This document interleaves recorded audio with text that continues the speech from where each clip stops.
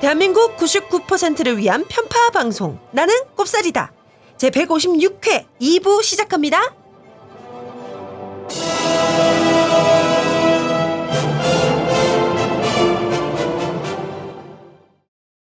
선대인 경제연구소가 미래의 기회는 어디 있는가 2017 특강을 7월 8일, 9일 이틀간 진행합니다. 여러분 놀라지 마세요. 세계적인 로봇공학자 데니스 홍, 국내 최고의 빅데이터 전문가 송기령, 벤처업계 대부 이민아, 디지털 미디어 혁명의 권위자 강정수 등 올해도 각 분야 최고의 전문가들이 미래 흐름을 진단하고 해법을 모색합니다. 우리와 우리 아이들의 미래를 준비할 수 있는 가성비 최고의 특강, 문의 전화 070-7584-2050. 6월 23일까지 신청하시면 성장형 우량주 40선 보고서 등 특전을 제공합니다. 세계 어떤 나라보다 급변하는 한국의 일자리 구조. 과연 무엇이 바뀌고 무엇이 새롭게 등장할까요? 전 세계 로봇 밀도 1위가 대한민국이라는데 사실일까요? 기업은 커지는데 직원 수는 왜 줄어들고 있을까요? 지금의 아이들은 20년 뒤 어떤 직업을 가지게 될까요? 일자리를 둘러싼 치열한 고민에 대한민국 대표 경제 전문가 선대인이 답합니다. 일의 미래, 무엇이 바뀌고 무엇이 오는가? 선대인 지음, 전국 서점에서 구입하실 수 있습니다. 네, 저는 개구먼경 곽현아 수학연구소 곽소장 곽현아입니다. 서울시립대학교 도시행정학과 교수님 겸 경실련 서민주거 안정운동본부장이신 서순탁 교수님. 자, 그리고 경제학계 귀염둥이 호머 심슨. 호머 심슨. 네, 배 나오고 머리 까지고 뭔가 심술이 있을 것 같은 심슨. 헐. 네. 대본에도 없는 걸 막 이제 갖다 붙이는구나. 심슨하니까 뭔가 심술이 있을 것 같아가지고 선대인 오빠와 함께하고 있습니다. 오늘 낙곱살 156회에서는 우리나라 주택시장의 근본적인 문제로 지적되고 있고 이제는 좀 바뀌어야 한다는 목소리가 점점 커지고 있는 아파트 선분양제 문제에 관련된 얘기 나눠보고 있습니다. 문제가 많은 이 아파트 선분양제에서 후분양제로 가기 위해서 어떻게 할 것인지, 어떻게 부작용을 최소화하면서 갈 것인지, 자, 이 문제 얘기 좀 해볼까 하는데요. 자, 먼저 교수님, 후분양제로 가는 게 소비자들에게 이득이라는 생각이 정말 들어요. 저도 이제 말씀 계속 듣다 보니까. 그런데요, 이 수십 년 동안 유지되어 온 이 선분양제 바꾸는 과정 정말 쉽지 않을 것 같거든요. 혹시 뭐 단기적인 충격이나 부작용이 있지 않을까? 뭐 이를테면요. 자, 오늘부터 선분양제 금지! 모든 주택 후분양제! 이러면은 2, 3년 동안 또 주택 없을 수도 있잖아요. 이런. 일단 정책을 그렇다고 뭐 한껏 무자르듯이 그렇게 하는 정책이 어디 있나요, 사실. 그런가요? 현실적으로는. 그런가. 그래도 그러다가 뭐 혹시 주택 공급이 확 마르지는 않을까 이런 뭐 저만의 이런 우려도 들긴 한데, 자, 어떻게 하면 이런 충격이나 부작용을 최소화하면서 후분양제로 넘어갈 수 있을까요?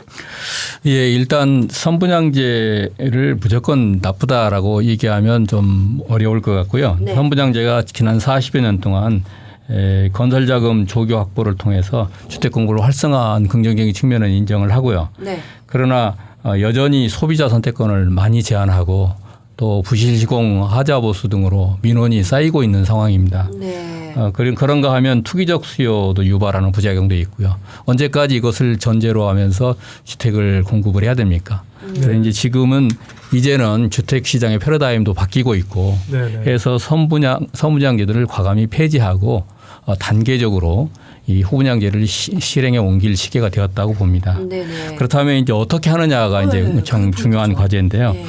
예, 먼저 공공부문부터 후분양제를 의무화하는 전략이 필요해 보입니다. 이것은 이제 과거에 이미 정부가 2004년도에 로드맵을 작성했을 때 많이 밝혀진 바 있습니다. 네. 그래서 이제 후분양 건설사에게는 공공택지를 우선 공급에는 인센티브를 주고요. 또 건설사가 지원 조달이 어려움을 느낄 거 아닙니까? 소비자한테 못 받으니까. 네.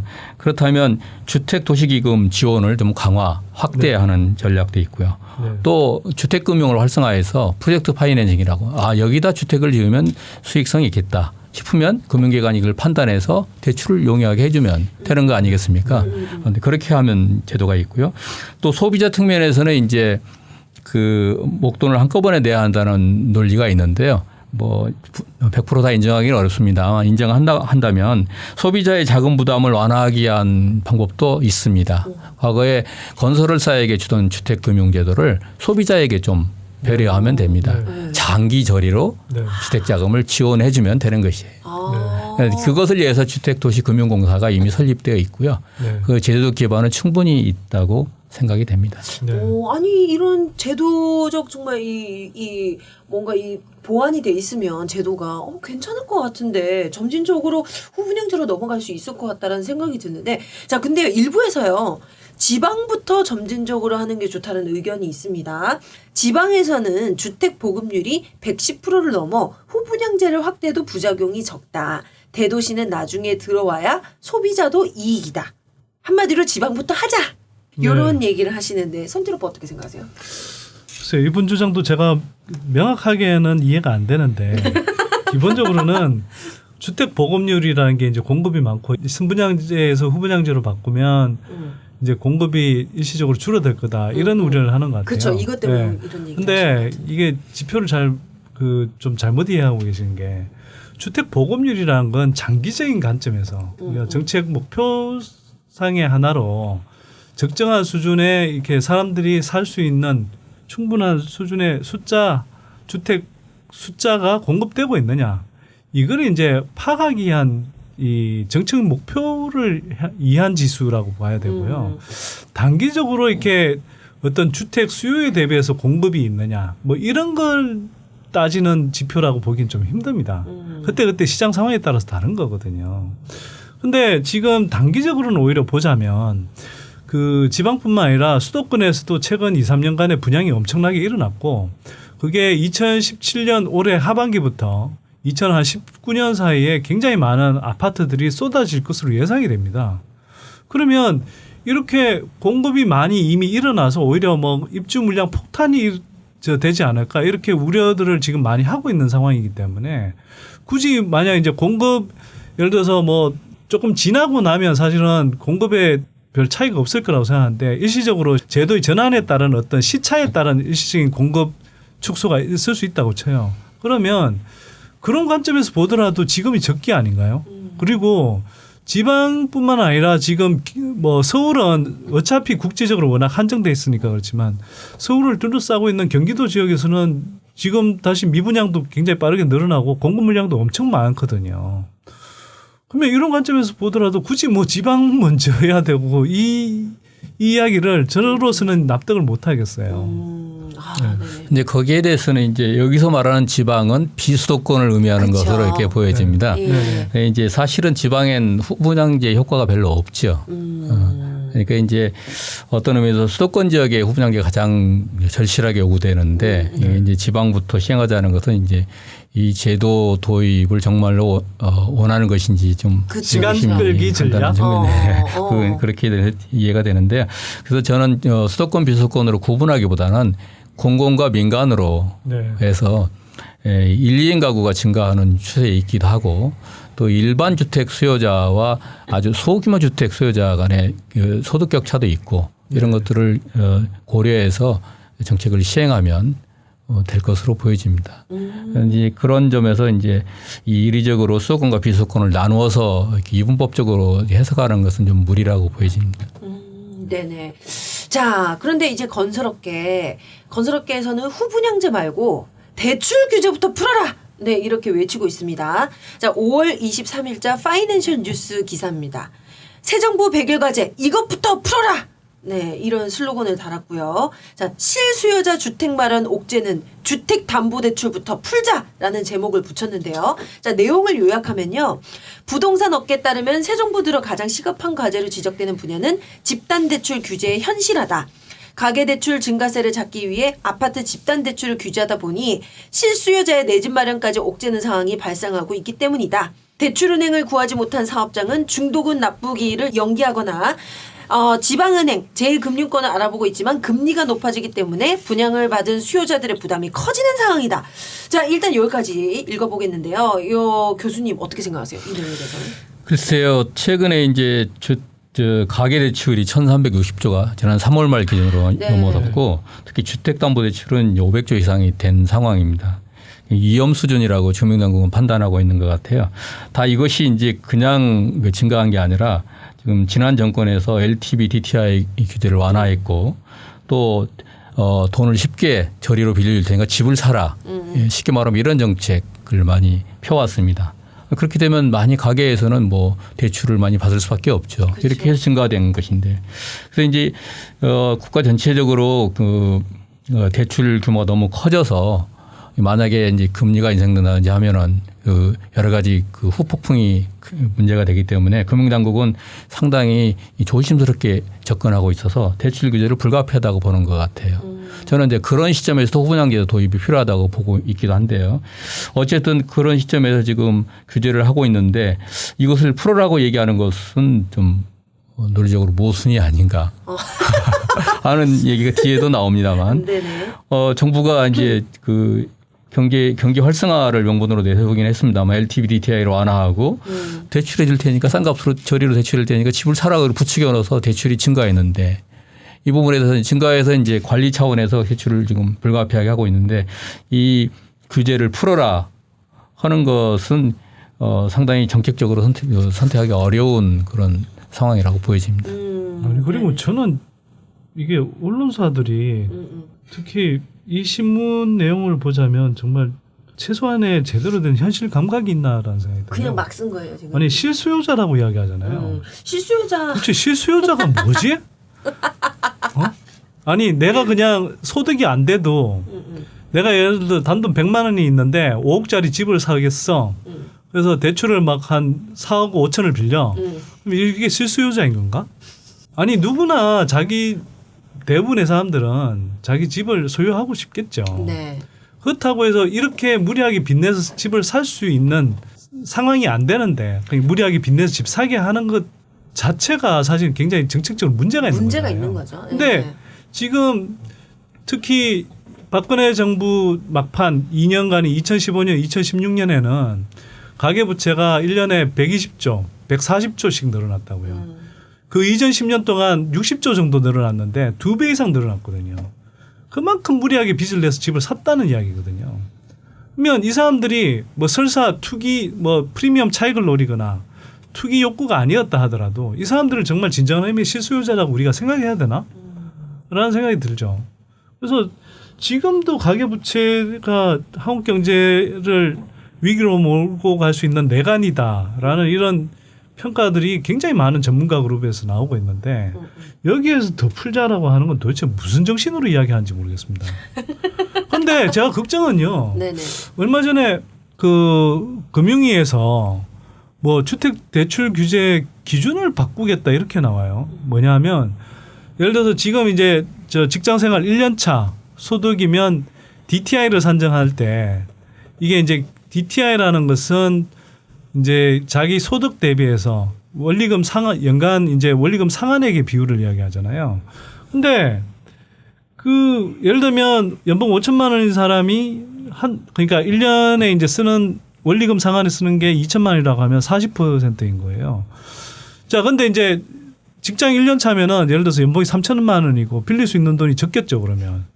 근데 이게 이 사람들이 한 20년, 30년씩 빌린다고 생각하면 그냥 그렇게 하는 게 아니라 한 15년쯤 후에 뭐 차장 예를 들어서 뭐 과장, 부장 정도로 진급했을 때 그 정도 소득으로 산정을 해서 예측을 해서 그 정도 소득으로 DTI 기준을 적용해라. 이런 식의 지금 정책을 추진하려고 한다는 거예요.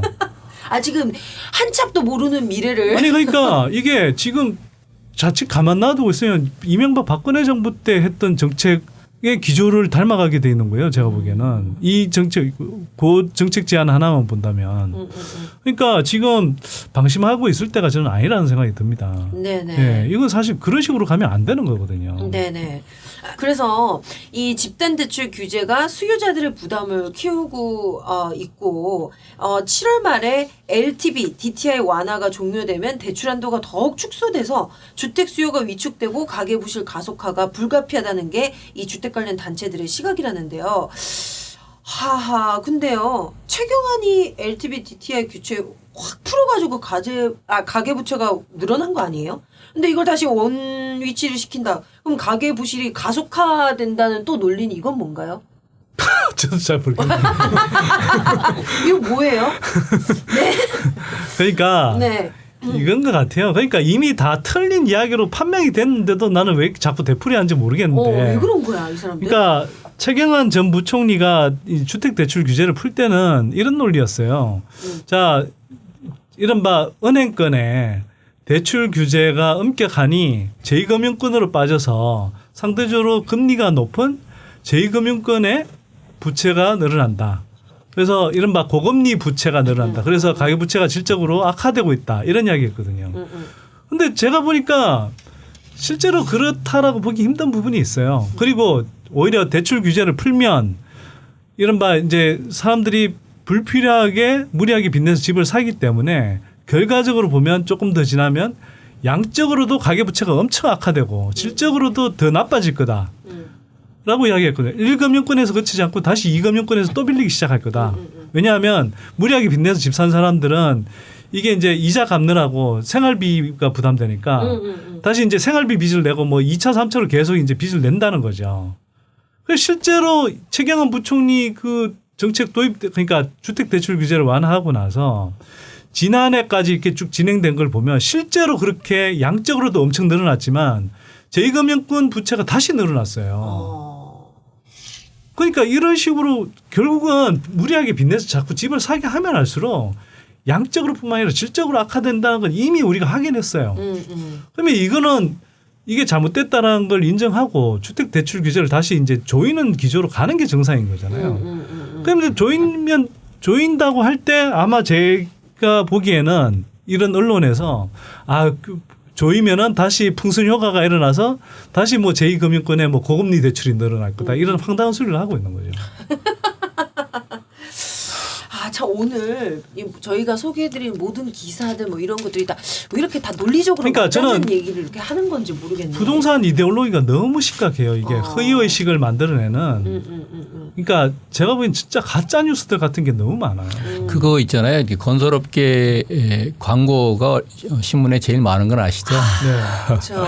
그러니까 신문은 건설업계 입장을 두둔할 수밖에 없는 그런 그 구조를 갖고 있습니다. 아니 진짜 신문 보면은 다 분양 분양 광고가 도배돼 있죠. 진짜 대부분이거든요. 그러다 보니 아무래도 이쪽에 눈치를 볼 수밖에 없지 않을까라는 생각도 정말 듭니다.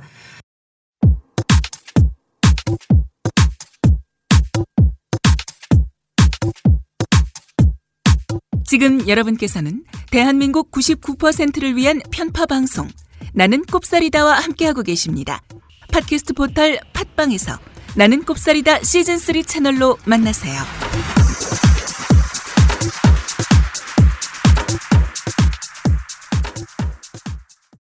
자, 이제 오늘 얘기 마무리로요. 과연 우리 주택시장 앞으로 어떤 길을 가게 될지 이 얘기를 하고 싶은데 사실 저희가 이 후분양제 얘기를 집중적으로 하긴 했는데 후분양제가 모든 문제를 또 풀어주는 해결책은 또 아니잖아요. 우리나라는 공공임대주택이 너무 부족하다는 지적도 있고요. 또 그 최근에 왜 청년들이 지금 어디에 살고 있나라고 있는 뭐 그런 기사들. 사진 보면은 나 너무 슬퍼. 진짜 막 집이 무슨 누우면 그냥 공간도 없고 막 이런 집에 우리 청년들 살고 있고 무슨 뭐 교도소 독방이 오히려 더 넓은 것 같아. 진짜. 박근혜 감방이 훨씬 더 넓고 좋더만. 더 좋더만. 있을 거 다 있더만 거기가 진짜. 자, 뭐 그거 보셨어요? 그 보니까 어디 황당한 집 해가지고 봤는데 아니 보니까 그 싱크대 옆에 바로 옆에 변기가 있어가지고 그런 집 보셨어요? 사진? 봤어요. 그러니까요. 너무 마음이 아프죠. 그러니까요. 자, 이렇게 청년들이나 혼자 사는 분들의 주거 문제, 앞으로 해결해야 될 과제들 정말 많은데요. 우리나라 이제 인구가 점차 줄어드는 추세로 가는데 지금처럼 열심히 짓고 또 짓고 이러면은 일본처럼 빈집 왕창 늘어나고 유령마을이 생길 수 있다는 우려가 있잖아요. 교수님, 우리 정부의 주택 정책 앞으로 어떤 방향으로 나가야 될까요? 예, 사실은 일본의 최근 이제 보고서에 의하면 도쿄도 주변 지역에서는 이미 주택 가격이 폭락 이렇게 해서 빈집도 많고 한 사례들이 보고가 되고 있습니다. 그래서 이제 지금 심지어는 3,300만 엔이니까 우리 돈으로 3천만 원 정도 되는 주택도 이미 발생을 하고 있었던 겁니다. 그러니까 우리 돈으로 3천만 원. 네, 우리 돈으로 3천만 원입니다. 네. 이게 이제 일본도 우리하고 비슷한 인구 사회 경제 구조를 갖고 있어요. 저성장에다가 저출산 고령화, 네. 또 1, 2인 가구의 급증, 네. 또 여성들의 결혼 기피 현상 이런 것들까지 맞물리고 있고 또 베이비 붐 세대도 똑같습니다. 우리보다 10년에서 15년 정도 빠른 이제 경로를 거치고 있는데요. 이들을 다 추적한 이제 보고서가 최근에 나와 있습니다. 이제 국토연구원에서 이제 그 번역해서 출간까지 했습니다. 그 책 제목이 참 시사하는 바가 큽니다. 도쿄도 주변 지역부터 사라지고 있다. 네. 주변 지역부터 사라지고 있다. 집값 폭락을 암시하는. 그래서 이제 굉장히 미래 주택 상황은 굉장히 여러 가지로 암울한데요. 그래서 이제 굉장히 주택 정책을 펴거나 주택을 공급할 때 조심스럽게 신중하게 접근할 필요가 있다. 미래 여러 가지 여건을 고려해서 그런 의미에서 이제 공공임대주택을 무조건 대량으로 많이 짓는 것도 능사는 아닙니다. 부지 찾기도 힘들고 짓기도 비싸고 나중에 관리도 해야 되고. 그런가 하면 인구가 계속 줄고 있고 주는 가운데 또 1, 2인 가구는 증가하고 있고 이러한 1, 2인 가구는 되게 경제적으로 어려운 가족 계층들입니다. 그래서 일반적으로 분양되는 주택을 분양받을 수가 없어요. 자기들 소득으로. 전부 공공임대 형태로 또는 1, 2인 가구 원룸 형태로 쉐어링 주택에 주로 거주해야 될 그런 이제 주택 수요에 해당되는데요. 그래서 저는 공공공원의 주택 공급도 이러한 인구 구조의 변화에 맞게 접근을 해야 되고 또한 민간 임대주택 시장 안정화를 위한 노력을 철저히 해야 한다고 봅니다. 그것은 이미 논의되었습니다만 임차인의 권리 강화 또 뿐만 아니라 계약갱신 청구권제 그러니까 새 들어 사는 사람이 계약을 연장할 수 있도록 권리를 부여해 주는 문제 동시에 또 전월세 살 때 인상률 상한 캡을 씌우는 제도 이미 많이 논의가 되어 왔었습니다. 이 세 가지 제도는 민간 부분 임대 시장을 안정화하는 주거기간 안정화시키고 주거비 부담이 급등하는 걸 또 속도를 지연시켜주는 그런 제도적 장치이기 때문에 이런 장치를 도입해서 종합적으로 접근하는 게 필요해 보입니다. 아, 네네. 저 근데 그냥 갑자기 이제 또 궁금한 게 하나 생겼는데요. 제가 이제 제 주변에 이제 그 연예인 친구도 보면은 뭐 집을 사니 마니 고민하는 친구들 되게 많아요. 그러니까 우리가 막 뭐 네가 실거주 하는 거면 뭐 사 말어 뭐 막 이런 얘기 하는데 뭐 아니야 뭐 내릴 거야 이런 얘기 하는데 결론적으로 나오는 얘기는 이렇거든요. 뭐 인구가 이제 뭐 많이 줄어들고 뭐 유령마을이 생길 거고 이렇긴 하지만 결국은 중요한 건 도심은 그러지 않을 거다. 주변의 지방들이 그럴 것이고 도심에 거주하는 사람들은 그냥 집값이 그닥 많이 이렇게 내리지 않을 것이다. 뭐 이런 우려는 하지 않아도 된다. 이런 얘기를 하거든요. 어느 정도 일리 있는 얘기입니다. 아, 그래요? 오히려 오를 수도 있습니다. 아, 그래요? 주택 가격의 차별화, 주택 시장의 차별화 때문에 그런 고급 주택 시장도 형성이 되고 그래서 런던이나 뉴욕처럼 비싼 고가 주택, 초고가 주택도 등장을 하게 되고 그런가 하면 아주 비좁은 주거 환경이 열악한 그런 그 원룸형 고시촌 같은 그런 주택도 많이 현재할 것으로 생각이 됩니다. 아, 그렇군요. 그와 관련해서 제가 조금 이제 덧붙이자면요. 제가 보기에는 인구 구조 변화에 따라서 사실 이제 주택 가격은 하락 압력을 장기적으로 받게 될 가능성이 높죠. 네네. 근데 이제 상대적으로 어쨌거나 부자들, 돈 많이 가진 사람들이 소수의 이제 그냥 어떤 부촌을 형성하는 흐름도 분명히 생길 거예요. 양극화가 딱 그게 이제 이른바 소득의 양극화를 반영하는 현상이기도 한 거죠. 네네. 그러니까 그 격차들이 이제 점점 커지고 있기 때문에 그 흐름을 반영해서 이제 자기가 사는 곳 또 그 사는 사람들의 어떤 자산 가치 또한 이제 점점 양극화되는 흐름이 있죠. 근데 그렇다고 해서 뭐 대다수 중산층들이 나 이 부동산 무리하게 빚내서 저 고가 주택을 사면 나도 부자가 될 수 있어? 그렇지는 않잖아요. 그건 아니라는 걸 생각하셔야 되고요. 그다음에 일본의 경우도 한편으로는 이게 이제 저 집값이 폭락하고 난 다음에 이 도심 한복판하고 그다음 주변부하고 이제 집값의 차이가 생겼어요.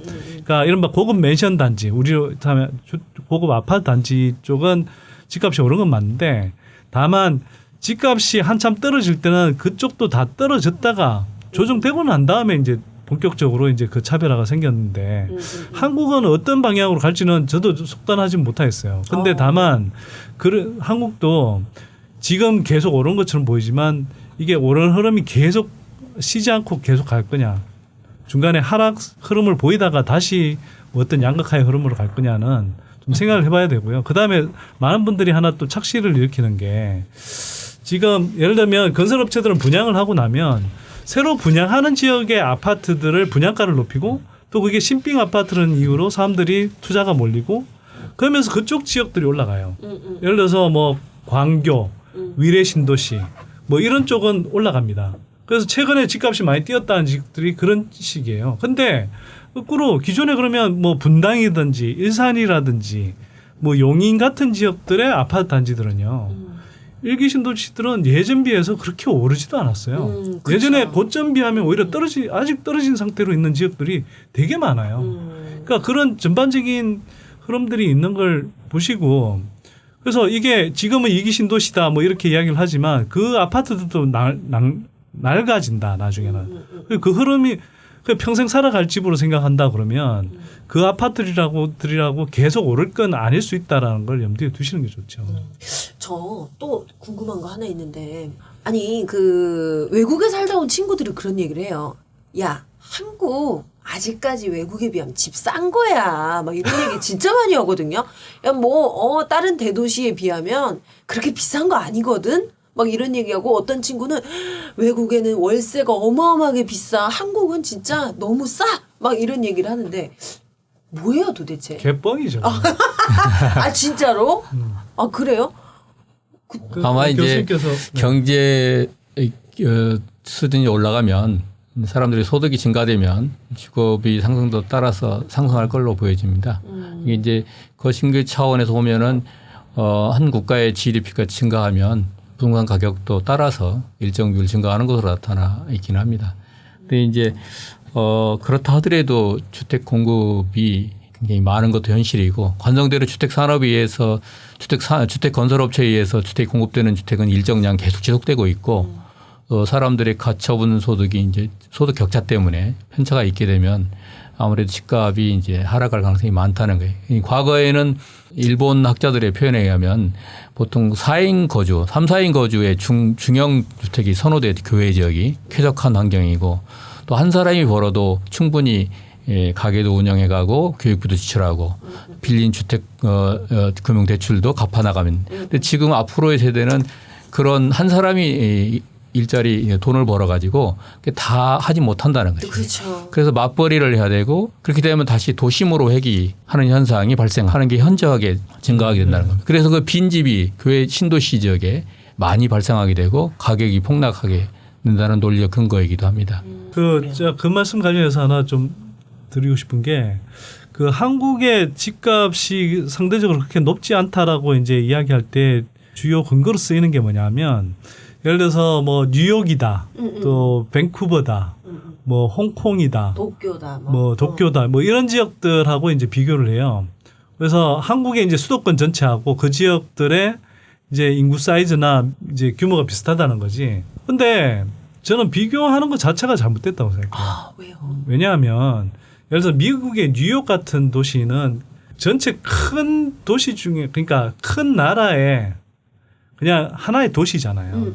한국의 수도권은 말이 뭐 면적이나 인구가 비슷하다라고는 하지만 그렇죠. 차지하는 비중과 중요도를 생각하면 가구 수가 그렇죠. 거의 절반이고요. 그렇죠. 가구 수가 거의 절반이죠. 그다음에 부동산 자산 가치로 따지면 거의 한국 전체 부동산 자산의 70%를 넘는 비중이에요.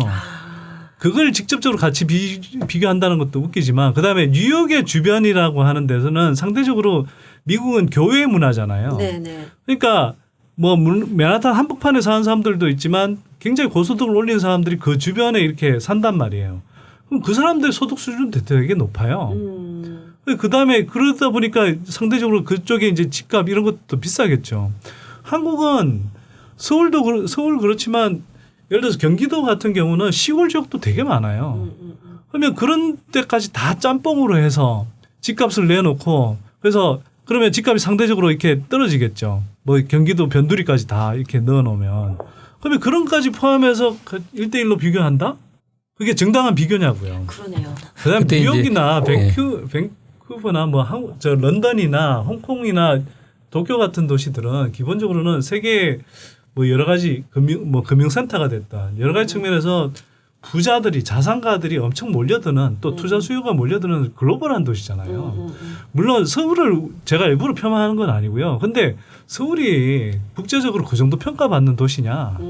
그렇지 않죠. 그렇군요. 이제 그때 많은 경우 저도 개인적 경험에 의하면 우리나라 사람들이 외국 도시에 살 때 고급 주거지를 선호하거든요. 네. 교육 등 또 안전 이런 것 때문에. 그래서 비싼 지역하고 비교하니까 서울이 평균하고 서울도 고급 주택지하고 비교하면 별 차이가 없을 것 같아요. 아, 그렇죠. 상대적으로 네, 이게 그렇죠. 네. 그런 느낌. 서울의 이제 한국의 평균하고 그런 대도시의 고급 주택 지역하고 비교를 하니까 그런 격차가 커 보입니다. 아, 그렇군요. 아, 제가 진짜 궁금했었던 부분인데 네. 긁어주시니까 아주 시원하네요. 명쾌한 설명이지.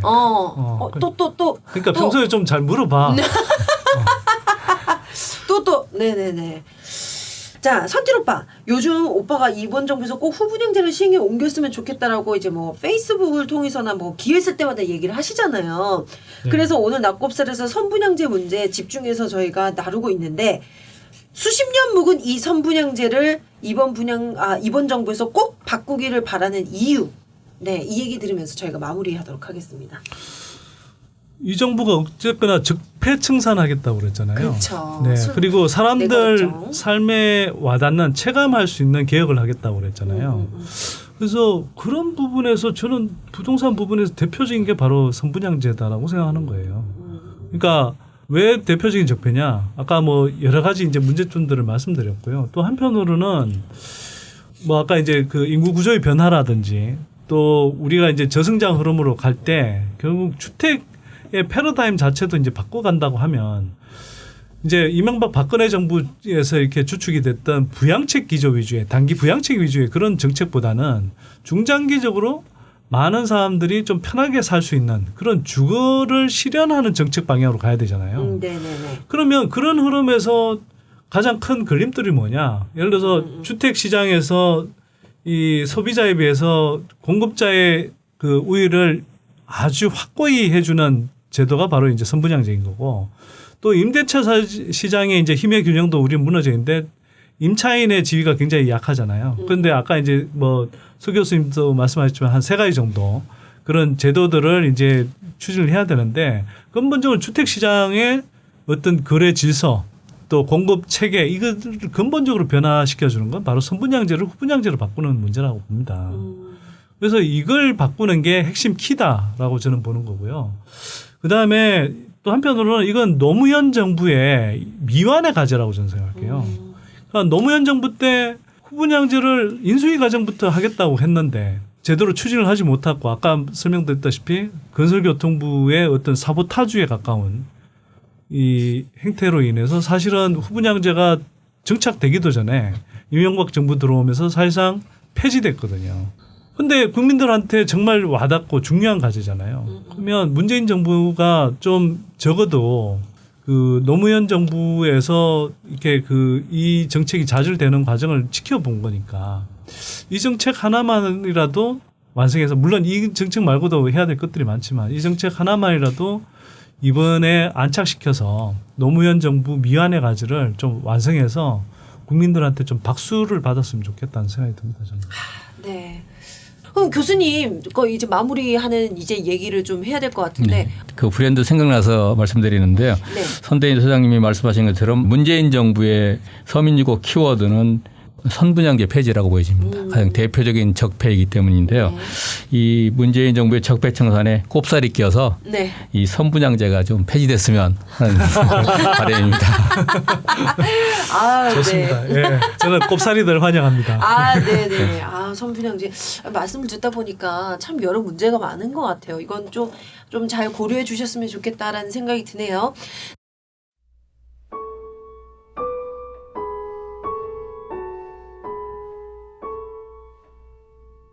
(2학년 1반) 한고은 엄마입니다.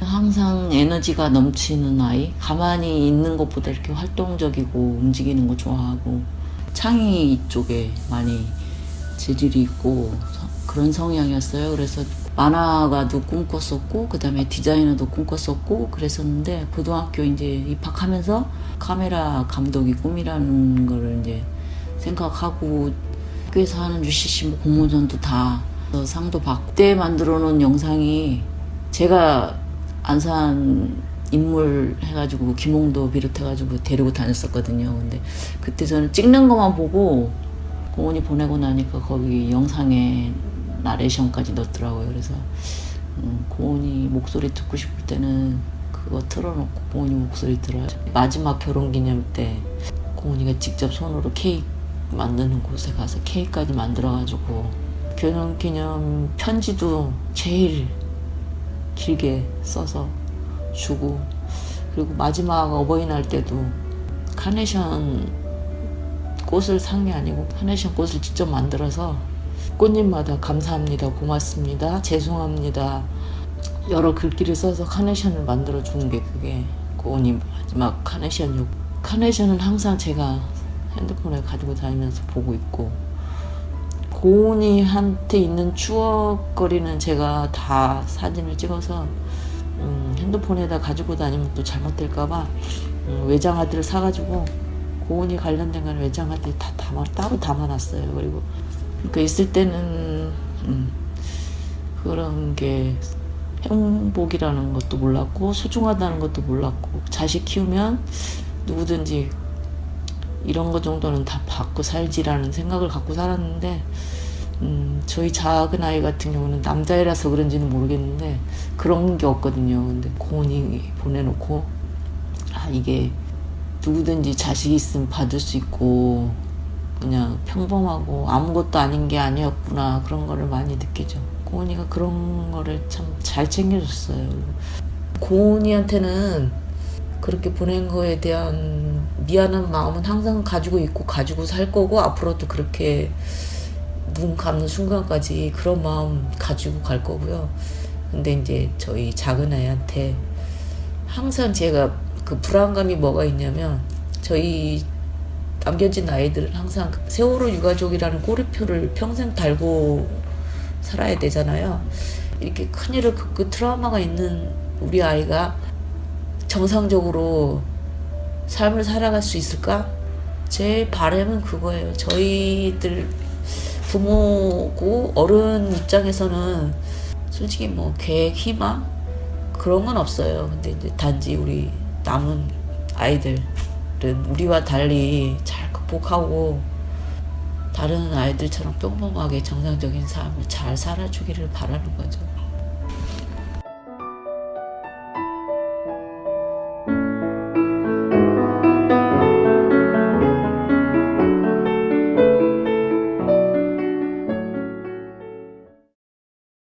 다 끝난 거 아니야? 또는 너무 지겹다. 왜 이렇게 길게 얘기하지? 그러나 여러분, 뭐가 지금 되고 있는 게 있습니까, 여러분? 우리는 참사의 슬픔에 대한 위로와 공감, 추모를 넘어 진실에 다가서고 싶습니다. 세월호 특별법 개정과 특별조사위원회 활동 보장으로 진상을 규명하고 또한 온전한 세월호의 인양과 선체 조사를 통해 미수습자를 모두 가족의 품으로 돌려보내기를 요구합니다. 질문의 방향을 저희 자신에게로 좀 돌려보겠습니다. 세월호 참사가 아주 특별한 사람들이 겪은 아주 특별한 일이라고 생각하는 건 아닐까? 그러나 여러분, 세월호 참사는 언제 어디서나 그리고 그 누구에게나 일어날 수 있는 아주 보편적인 일입니다. 맞죠, 여러분? 우리는 안전한 나라에 살 권리가 있습니다. 그렇다면 세월호 참사는 세월호 참사 가족분들만의 일이 아니라 바로 우리들의 일입니다, 여러분. 나는 꼽살이다 156회. 오늘은 우리 주택시장, 특히 아파트 시장의 뿌리 깊은 문제로 지적되어 온 선분양제에 대한 이야기를 나누어 봤습니다. 자, 짧고 굵게 결론 낼게요. 자, 옷도 입어보고 사고 차도 타보고 사는데 왜 제일 비싼 아파트는 돈부터 먼저 내려갑니까? 네. 아파트도 이제는 살아보는 것까지 뭐 그럴 수도 있는데 일단은 물건 먼저 보고 삽시다. 네, 오늘 긴 시간 좋은 말씀 들려주신 서순탁 서울시립대학교 도시행정학과 교수님 겸 경실련 서민주거안정운동본부 본부장님 정말 감사드립니다. 네. 감사드립니다. 그리고 선den경주연구소 소장이신 경제계 귀염둥이 호모 심슨 이 좀 마음에 들어 하는 것 같아요. 오늘 좀 반발이 별로 없네요. 네. 반발이 없는 게 아니라 기가 막혀서 이제 포기했어. 네네 알겠습니다. 호모 심슨 네 선띠 오빠 감사드리고요. 저는 지금까지 곽현아 수학 연구소장 곽소장 곽현아였고요. 낙곱살의 쫄장고 속지 않는 경제정보 앞으로도 계속되겠습니다. 다음 이 시간까지 안녕. 와.